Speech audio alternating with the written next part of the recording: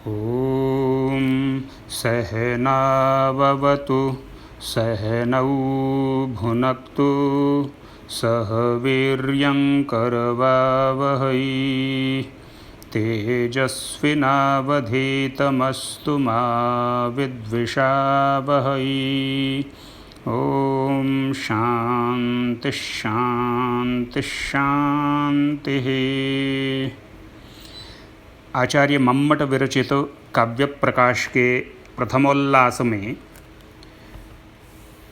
काव्य का प्रयोजन, काव्य के साधन अर्थात काव्य के कारण या काव्य के हेतु कह लें, और काव्य लक्षण, इन सब का निरूपण करने के पश्चात अब काव्य के भेदों की चर्चा आचार्य मम्मट करने जा रहे हैं। लिखते हैं, तद्भेदान क्रमेण आह। क्रमेण मन क्रमशः, तद्भेदान उसके भेदों को, आह मन बताते हैं। अब उसके भेदों को बताते हैं क्रमशः। भेद का अर्थ है प्रकार। काव्य के भेद यानी काव्य के प्रकार, काव्य के प्रकारों को अब बताया जा रहा है। काव्य के 3 प्रकार आचार्य मम्मट ने माने हैं, उत्तम काव्य, मध्यम काव्य और अधम काव्य। इन 3 काव्य प्रकारों की चर्चा यहाँ से शुरू कर रहे हैं और यह क्रमशः इसकी चर्चा करेंगे। यानी सबसे पहले उत्तम काव्य की चर्चा करेंगे, तत्पश्चात मध्यम काव्य की चर्चा होगी और अंत में अधम काव्य के विषय में बताया जाएगा। तो तद्भेदान आह, उसके भेदों को बता रहे हैं। तद्भेदान यह शब्द कैसे बना है? तद्भेदान में वस्तुतः समास है। तद्भेदान का समास विग्रह करेंगे तो क्या होगा? तस्य भेदान, उसके भेदों को। तस्य भेदान इत्यस्य का अर्थ तद्भेदान या तस्य भेदान का क्या अर्थ हुआ? तो तस्य से यहाँ तात्पर्य काव्य से है। काव्य के लिए तत्शब्द का, तत्सर्वनाम का प्रयोग होता आ रहा है। शुरू में एक बार काव्य कहा, उसके बाद तत् कह रहे हैं उसको। तो तद्भेदान अर्थात तस्य भेदान अर्थात काव्यस्य भेदान क्रमेण आह। काव्य के भेदों, काव्य के प्रकारों को क्रम से बता रहे हैं। और उनमें से 3 जो काव्य भेद हैं आचार्य मम्मट के मत में, उन 3 काव्य भेदों में से प्रथम काव्य भेद जो उत्तम काव्य है उसकी चर्चा करते हुए कह रहे हैं, इदम उत्तमम। इदम उत्तमम, यह उत्तम काव्य होता है। क्या? तो लक्षण है उत्तम काव्य का। मम्मट ने उत्तम काव्य का यह लक्षण किया है, इदम उत्तमम अतिशायिनी व्यंग्ये वाच्याद ध्वनिर्बुधहि कथितः। इदम उत्तमम अर्थात यह उत्तम है, यह उत्तम काव्य होता है। कब होता है उत्तम काव्य? तो वाच्याद व्यंग्ये अतिशायिनी। वाच्याद यानी वाच्य से। वाच्य एक अर्थ का प्रकार है। वैसे तो आगे आएगा, अभी आया नहीं है, लेकिन संक्षेप में आपको बता दूं कि काव्य में 3 प्रकार के अर्थ सामान्यतः माने जाते हैं, वाच्यार्थ, लक्ष्यार्थ और व्यंग्यार्थ। सामान्य रूप से आपने पूर्वार्ध में भी आचार्य विश्वनाथ विरचित साहित्य दर्पण में वाच्यार्थ इत्यादि की चर्चा पढ़ी होगी। वाच्य, लक्ष्य और व्यंग्य, ये 3 अर्थ काव्य में होते हैं। उसको वाच्यार्थ, लक्ष्यार्थ और व्यंग्यार्थ कहते हैं। तो अब यहाँ कह रहे हैं कि उत्तम काव्य वह होता है जहाँ वाच्याद अर्थात वाच्य से व्यंग्य अर्थ अतिशायी होता है। वाच्याद व्यंग्ये अतिशायिनी। वाच्यार्थ से व्यंग्यार्थ के अतिशायी होने पर, अतिशायी अर्थात उत्कृष्ट, अतिशायी अर्थात अधिक सुंदर, अधिक चमत्कारी। जहाँ वाच्यार्थ भी हो जिस काव्य में और जिस काव्य में व्यंग्यार्थ भी हो। वाच्यार्थ तो हर काव्य में होता ही है, कोई भी शब्द होगा उसका कुछ अर्थ तो होगा, तो वह प्रथम अर्थ जो है वो वाच्यार्थ ही होता है। वाच्यार्थ तो हर शब्द का होता ही होता है। लक्ष्यार्थ या व्यंग्यार्थ हर शब्द का हो यह आवश्यक नहीं है, या हर वाक्य का लक्ष्यार्थ और व्यंग्यार्थ हो यह तो आवश्यक नहीं है, लेकिन वाच्यार्थ तो होगा ही ना। वाच्यार्थ को तो मुख्यार्थ कहते हैं। मुख्यार्थ के बिना तो अन्य किसी अर्थ की कल्पना ही नहीं है। सबसे पहले मुख्यार्थ ही शब्द से प्रकट होता है। मुख्यार्थ प्रकट होने के पश्चात ही फिर दूसरे अर्थ, लक्ष्य या व्यंग्य अर्थ हैं, उनके विषय में सोचा जा सकता है। तो वाच्यार्थ से जहाँ व्यंग्यार्थ अतिशायी हो, जिस काव्य में वाच्यार्थ के साथ साथ व्यंग्यार्थ भी हो, और केवल हो नहीं बल्कि वाच्यार्थ से अधिक सुंदर हो व्यंग्यार्थ, वाच्यार्थ से अधिक अतिशायी हो, जहाँ व्यंग्यार्थ अतिशय हो, व्यंग्यार्थ में कुछ अतिरेक हो, व्यंग्यार्थ में कुछ आधिक्य हो, कुछ व्यंग्यार्थ में अधिक सौंदर्य हो, अधिक चमत्कार हो, तो वहाँ उत्तमम जो काव्य होता है वह उत्तम काव्य कहलाता है। इदम उत्तमम, यह काव्य उत्तम काव्य होता है। कौन सा काव्य? जहाँ वाच्याद व्यंग्यस्य अतिशयः भवति, जहाँ वाच्यार्थ से व्यंग्यार्थ का प्रकर्ष होता है, जहाँ वाच्यार्थ से व्यंग्यार्थ का अतिशय होता है। वाक्य रचना की दृष्टि से बात करें तो यहाँ वाच्याद, इसमें पंचमी विभक्ति है। वाच्याद व्यंग्य, वाच्य से व्यंग्य के अतिशायिनी, अतिशायी होने पर। पंचमी क्यों है बता सकते हैं वाच्याद में? थोड़ा सा व्याकरण का बोध भी आपको होना चाहिए ना, व्याकरण का बोध होगा तभी अर्थ आदि की स्पष्ट प्रतीति हुआ करती है। व्याकरण का ज्ञान ठीक से नहीं है तो फिर अर्थ की प्रतीति में भी बाधा आती है। तो वाच्याद में पंचमी विभक्ति है। क्यों है पंचमी बता सकते हैं? तुलना हो रही है ना, यहाँ वाच्यार्थ और व्यंग्यार्थ की तुलना हो रही है, इसलिए पंचमी है। अपने कारकों में एक सूत्र पढ़ा होगा, पंचमी विभक्ते, जहाँ तुलना हो रही हो, विभाग किया जा रहा हो एक पदार्थ का दूसरे पदार्थ से, तो वहाँ पंचमी हुआ करती है। जैसे रामात् कृष्णः सुंदरः, राम से कृष्ण सुंदर है, या रामात् कृष्णः सुंदरतरः, तो तुलना हो रही है इसलिए यहाँ पंचमी हो जाएगी राम में। तो वाच्यार्थ, वाच्यार्थ से व्यंग्ये अतिशायिनी, व्यंग्य के अतिशायी होने पर। यहाँ व्यंग्य और अतिशायिनी, इसमें कौन सी विभक्ति है बता सकते हैं? इसमें सप्तमी विभक्ति है। व्यंग्य में भी सप्तमी है, अतिशायिनी इसमें भी सप्तमी है, और इस सप्तमी को बोलते हैं सती सप्तमी या भावे सप्तमी। सूत्र पता है भावे सप्तमी या सती सप्तमी का सूत्र क्या है? यस्य च भावेन भावलक्षणम, यह सूत्र है। कारकों में पढ़ना आप लोग, यस्य च भावेन भावलक्षणम, बहुत महत्वपूर्ण सूत्र है कारकों का। जैसे आप रामे वनम गते दशरथः मृत, एक दिन पहले भी शायद मैंने चर्चा की थी सती सप्तमी की। रामे वनम गते, रामे गते, यह सती सप्तमी है, ये भावे सप्तमी है। साथ में सती शब्द का प्रयोग प्रायः हुआ करता है इस प्रकार के वाक्य में, इसलिए इस सप्तमी को हम सती सप्तमी कह देते हैं। वाच्याद व्यंग्ये अतिशायिनी, यहाँ सती कहीं लिखा हुआ नहीं है, लेकिन हम चाहें तो लिख सकते हैं। वाच्याद व्यंग्ये अतिशायिनी सती, वाच्यार्थ से व्यंग्यार्थ के अतिशायी होने पर। ये सप्तमी जो है इसका जब अर्थ करते हैं तो पर आता है साथ में। रामे वनम गते, राम के गते मने चले जाने पर, वनम गते वन चले जाने पर। वाच्याद व्यंग्ये अतिशायिनी सती, वाच्यार्थ से व्यंग्यार्थ के अतिशायी होने पर, वाच्यार्थ से व्यंग्यार्थ के अधिक सुंदर होने पर, अधिक उत्कृष्ट होने पर। इदम उत्तमम, यह का अर्थ है यह काव्य। उत्तमम यानी उत्तम काव्य होता है। और ध्वनिरीति बुधहि कथितः, बुधहि यानी विद्वानों के द्वारा, ध्वनि ही इति कथितः, ध्वनि कहा गया है।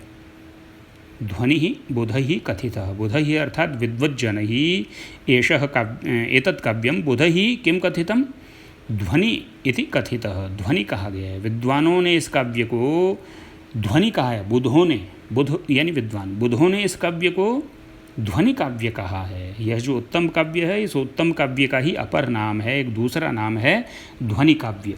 उत्तम काव्य कहें या ध्वनि काव्य कहें, यह एक ही बात है। तो इदम उत्तमम अतिशायिनी व्यंग्ये वाच्याद ध्वनिर्बुधहि कथितः, यह जो सूत्र हुआ, इस सूत्र में क्या बताया गया है? इस सूत्र में उत्तम काव्य का लक्षण बताया गया है, उत्तम काव्य को डिफाइन किया गया है कि काव्यशास्त्र में उत्तम काव्य किसे कहते हैं। और क्या अर्थ हुआ इस सूत्र का? इस सूत्र का अर्थ ठीक से समझ में आ गया होगा कि वाच्यार्थ से व्यंग्यार्थ के अतिशायी होने पर उत्तम काव्य होता है। वाच्यार्थ से व्यंग्यार्थ के अतिशायी होने पर इदम यानी यह काव्य उत्तमम, उत्तम काव्य होता है, उत्तम काव्य कहलाता है। और बुध ही ध्वनि ही कथित, विद्वानों के द्वारा इसी उत्तम काव्य को ध्वनि काव्य नाम दिया गया है। यह इस सूत्र का सामान्य अर्थ हुआ। अब उत्तम काव्य के लक्षण विधायक इस सूत्र की वृत्ति लिखते हैं आचार्य मम्मट, और कह रहे हैं इदम इति काव्यम, यानी इस सूत्र के प्रारंभ में जो इदम पद आया है, इदम शब्द आया है, इस इदम का अर्थ है काव्य। इदम इति काव्यम, इदम का मतलब काव्यम से है, क्योंकि प्रारंभ में कह दिया ना, काव्यम यशसे अर्थकृते व्यवहार विदेशी वेत रक्षतये। काव्य प्रयोजन निरूपण के अवसर पर काव्यम शब्द का एक बार प्रयोग कर दिया, उसके बाद फिर काव्य के लिए बार बार काव्यम काव्यम न कह करके तत् कह दिया या इदम कह दिया, सर्वनामों का प्रयोग कर दिया। एक बार संज्ञा का प्रयोग करने के पश्चात दोबारा वही संज्ञा आपको कहनी होती है तो आप सर्वनाम का प्रयोग किया करते हैं। ऐसा हम सामान्य वार्तालाप में भी ऐसा ही करते हैं। जैसे राम घर आ गया है, उसने घर आकर भोजन कर लिया है, अब वह सोने जा रहा है, ऐसा बोलते हैं ना हम। एक बार हमने कहा राम, उसके बाद उसने, वह, ऐसा प्रयोग हम करते हैं। हम ऐसा नहीं कहते हैं राम घर आ गया है, अब राम ने भोजन कर लिया है, अब राम सोने जा रहा है, अब राम उठ गया है। बार बार राम राम राम राम इस संज्ञा का प्रयोग करते हैं क्या? हम नहीं करते हैं। इस संज्ञा के स्थान पर एक बार संज्ञा का प्रयोग किया, उसके पश्चात हम सर्वनाम का प्रयोग करते हैं। वह, यह, उसको, इसको, इसने, इसके द्वारा, उसके द्वारा, ऐसे सर्वनाम जो शब्द हैं इनका प्रयोग हम संज्ञा के स्थान पर किया करते हैं। सर्वनाम का मतलब ही है वो शब्द जिनका संज्ञा के स्थान पर प्रयोग हुआ करता है। तो इदम इति काव्यम, इदम से तात्पर्य इस सूत्र में काव्य से है। और ये जो बुधई ही लिखा है, इस बुधई का क्या मतलब है? तो कहा बुधैर वैयाकरण ही ध्वनिरिति बुधई कथितः। विद्वानों ने इस काव्य को ध्वनि काव्य कहा है, बुधों ने इस काव्य को ध्वनि काव्य कहा है। यहाँ बुधई से कुछ लोग आनंदवर्धन अर्थ मानते हैं, क्योंकि ध्वन्यालोक नाम का ग्रंथ लिख करके ध्वनि सिद्धांत किसने दिया?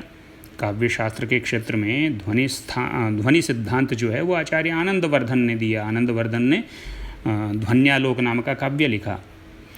तो क्योंकि ध्वन्यालोक में ध्वनि का ही वर्णन है, सारा ध्वनि काव्यों का ही वर्णन है, तो इसलिए कुछ लोगों को लगता है कि यहाँ आचार्य मम्मट जो कह रहे हैं कि उत्तम काव्य को बुधों ने ध्वनि काव्य कहा है, तो यहाँ बुधों से उनका संकेत आनंदवर्धन की तरफ है, ऐसा कुछ लोग मानते हैं। लेकिन वो ठीक नहीं है। क्यों नहीं ठीक है? क्योंकि आनंदवर्धन, आचार्य आनंदवर्धन ने ध्वन्यालोक नाम का जो ग्रंथ लिखा, उससे बहुत पहले से ही यह ध्वनि शब्द का व्यवहार होता रहा है। ध्वन्यालोक ग्रंथ लिखने वाले आचार्य आनंदवर्धन से बहुत पहले से, या ध्वनि सिद्धांत की स्थापना होने के बहुत पहले से ध्वनि शब्द का प्रयोग होता रहा है। इसलिए यहाँ बुधों ने इसको ध्वनि काव्य कहा है। इसमें बुधों से आनंदवर्धन का तात्पर्य लेना, आचार्य आनंदवर्धन अर्थ करना बुध का, यह ठीक नहीं है। और आचार्य मम्मट ने इसको स्पष्ट भी कर दिया है। आचार्य मम्मट साफ साफ कह रहे हैं बुध ही इति आनंदवर्धनाचार्य ही, ऐसा नहीं लिखा।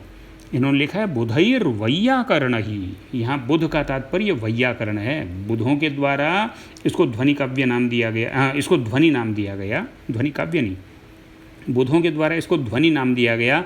इसका तात्पर्य है वैयाकरणों के द्वारा इसको ध्वनि कहा गया। किसको ध्वनि कहा गया? वैयाकरणों ने काव्य को ध्वनि नहीं कहा है, वैयाकरणों ने तो शब्द को ध्वनि कहा था।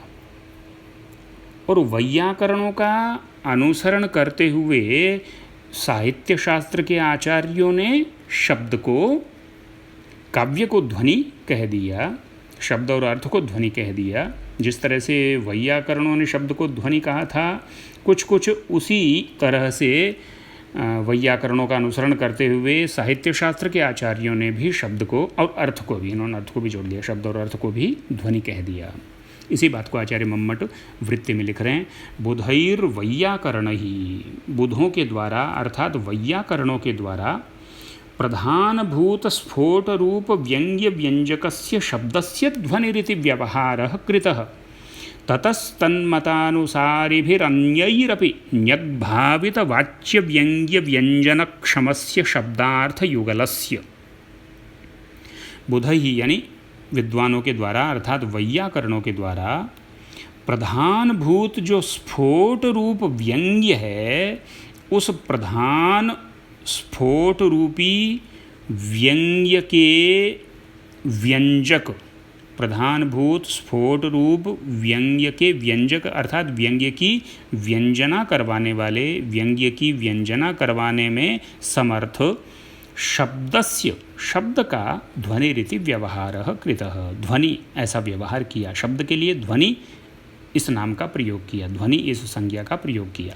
किसने? वैयाकरणों ने, बुधों ने अर्थात वैयाकरणों, वैयाकरणों ने शब्दस्य ध्वनि रीति व्यवहारः कृतः, वैयाकरणों ने शब्द के लिए ध्वनि शब्द का प्रयोग किया।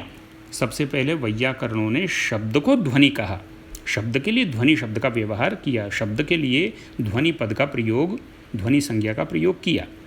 कौन से शब्द को ध्वनि कहा वैयाकरणों ने, कैसे शब्द को वैयाकरणों ने ध्वनि कहा? तो कह रहे हैं कि जो प्रधानभूत स्फोट है, मुख्य जो स्फोट होता है भाषा में, उस प्रधान स्फोट रूपी व्यंग्य, और वह जो स्फोट होता है वैयाकरणों में, वैयाकरणों के मत में वह स्फोट व्यंग्य होता है, अभिव्यंज्य होता है, उसकी व्यंजना करवानी होती है स्फोट की, तो इसलिए उसको व्यंग्य कहा। प्रधानभूत स्फोट रूपी जो व्यंग्य है, व्यंग्य माने प्रकट करने योग्य, अभिव्यक्ति करवाने योग्य जो स्फोट रूप है, जो व्यंग्य है, उस व्यंग्य के अभिव्यंजक, प्रधानभूत जो स्फोट है वैयाकरणों के यहाँ, उस स्फोट रूपी व्यंग्य की अभिव्यक्ति करवाने में सक्षम कौन होता है? शब्द होता है। स्फोट रूपी व्यंग्य की अभिव्यक्ति करवाने वाला है शब्द। उस शब्द को वैयाकरण क्योंकि ध्वनि कहते आ रहे थे, शब्द के लिए वैयाकरण ध्वनि ध्वनि ध्वनि ऐसा व्यवहार कर रहे थे, इसलिए उसके पश्चात ततः तत्पश्चात तन्मतानुसारी भी, तत् माने उनके अर्थात वैयाकरणों के मतानुसारी भी यानी मत का अनुसरण करने वाले अन्यैरपि अन्यों के द्वारा भी, वैयाकरणों के मत का अनुसरण करने वाले अन्य लोगों के द्वारा भी, अन्य लोगों ने भी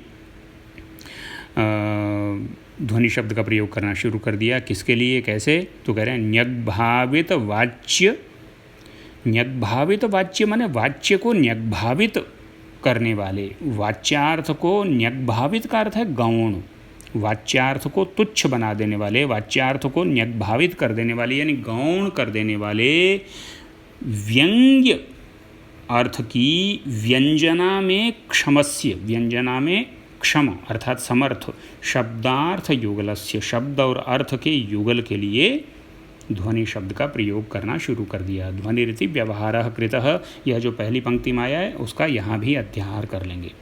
ततस्तन्मतानुसारिभिः, ततः यानी तत्पश्चात, वैयाकरणों के बाद, तन्मतानुसारिभिः यानी उन वैयाकरणों के मत का अनुसरण करने वाले अन्यैरपि दूसरे लोगों ने भी यानी साहित्य शास्त्र के आचार्यों ने भी न्यग्भावित वाच्य यानी वाच्यार्थ को गौण कर देने में समर्थ जो व्यंग्य अर्थ है, उस व्यंग्य अर्थ के व्यंजन में क्षम, उस व्यंग्य अर्थ की अभिव्यंजना करवाने में, अभिव्यक्ति करवाने में सक्षम समर्थ शब्द और अर्थ के युगल के लिए, शब्दार्थ युगल के लिए ध्वनि शब्द का प्रयोग करना प्रारंभ कर दिया।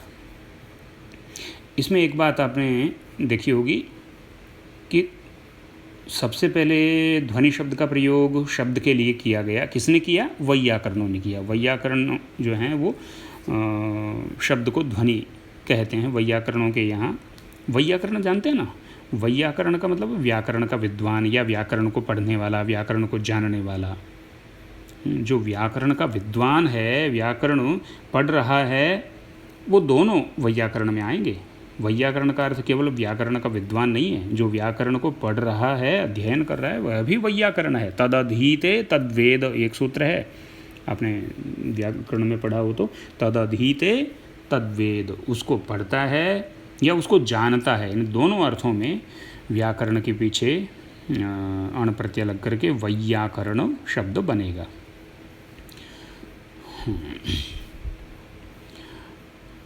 तो वैयाकरणों ने शब्द के लिए ध्वनि शब्द का प्रयोग किया, और तत्पश्चात तन्मतानुसारी भी उन वैयाकरणों के मत का अनुसरण करने वाले साहित्य शास्त्र के आचार्यों ने भी शब्द और अर्थ के लिए ध्वनि शब्द का प्रयोग करना, ध्वनि संज्ञा का प्रयोग करना, ध्वनि नाम का प्रयोग करना प्रारंभ कर दिया।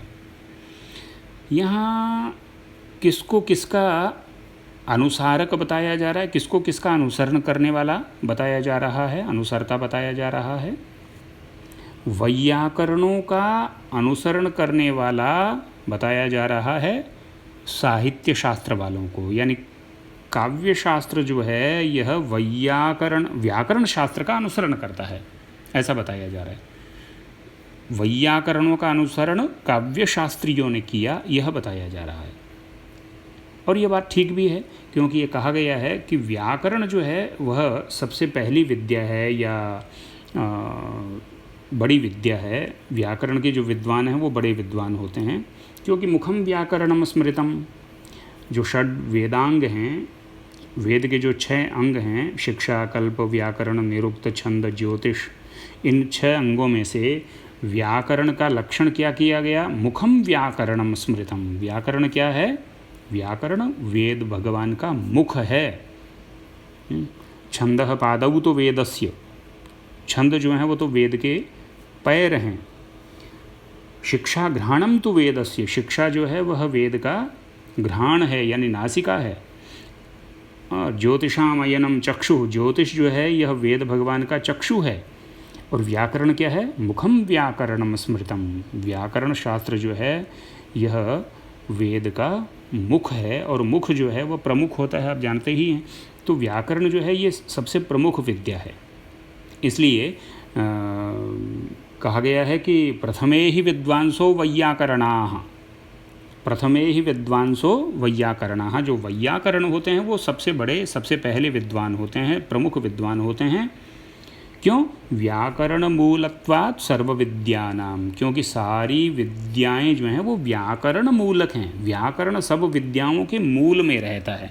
यदि व्याकरण नहीं होगा तो किसी भी शास्त्र का अध्ययन नहीं हो पाएगा, क्योंकि व्याकरण नहीं होगा तो भाषा का ज्ञान नहीं हो पाएगा, और भाषा का ज्ञान यदि नहीं हो पाएगा तो फिर किसी भी शास्त्र का अध्ययन करना असंभव हो जाएगा।